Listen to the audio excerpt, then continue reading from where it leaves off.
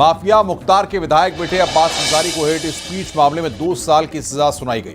शनिवार को MP MLA court ने यह फैसला सुनाया है, जिसके बाद में अब्बास की विधानसभा सदस्यता तत्काल प्रभाव से समाप्त कर दी गई है। इसी से जुड़ी एक रिपोर्ट आपको दिखाते हैं।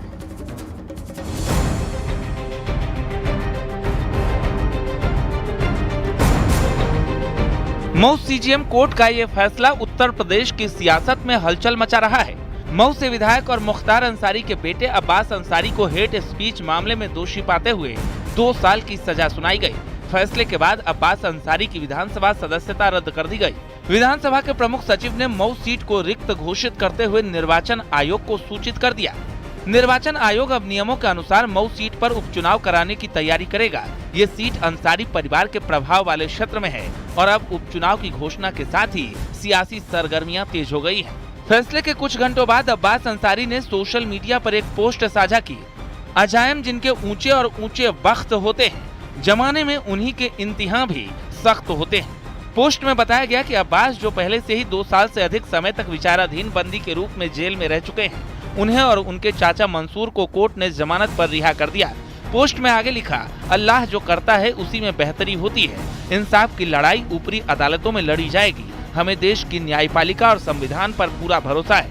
इस फैसले को जवाबदेही की दिशा में एक बड़ा कदम माना जा रहा है और ये सजा अब्बास अंसारी के सियासी करियर के लिए बड़ा झटका है।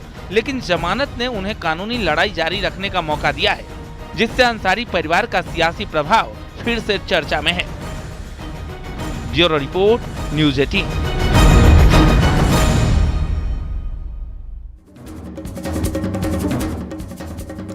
वहीं अब्बास अंसारी की विधायकी खत्म हुई और सियासत चालू हो गई। मंत्री ओपी राजभर फैसले को हाईकोर्ट में चुनौती देने की बात कर रहे हैं। एसपी बदले की कार्रवाई बता रही है तो बीजेपी बबूल के पेड़ वाली कहावत का जिक्र कर रही है। पार्टी खुद जाएगी। अब्बास अंसारी जाएं तब भी पार्टी है, हम जाएं तब भी पार्टी हैं। नहीं तो वो उनका रसूख और उनकी तमाम चीज़ें, तो क्या लगता है इस उसमें उनके साथ खड़े रहना या उनके लिए अपील करना? एज ए विधायक की हैसियत से हम उनके साथ खड़े हैं।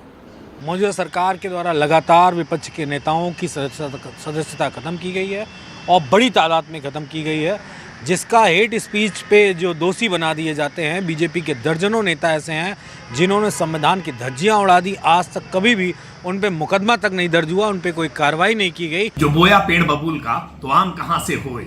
जब अब्बास अंसारी गुंडई की भाषा, धमकी की भाषा का प्रयोग करेंगे तो निश्चित तौर पर सजा तो भुगतनी ही पड़ेगी और न्यायपालिका ने पूरा ट्रायल कंप्लीट करने के बाद उनको 2 वर्ष की सजा सुनाई है।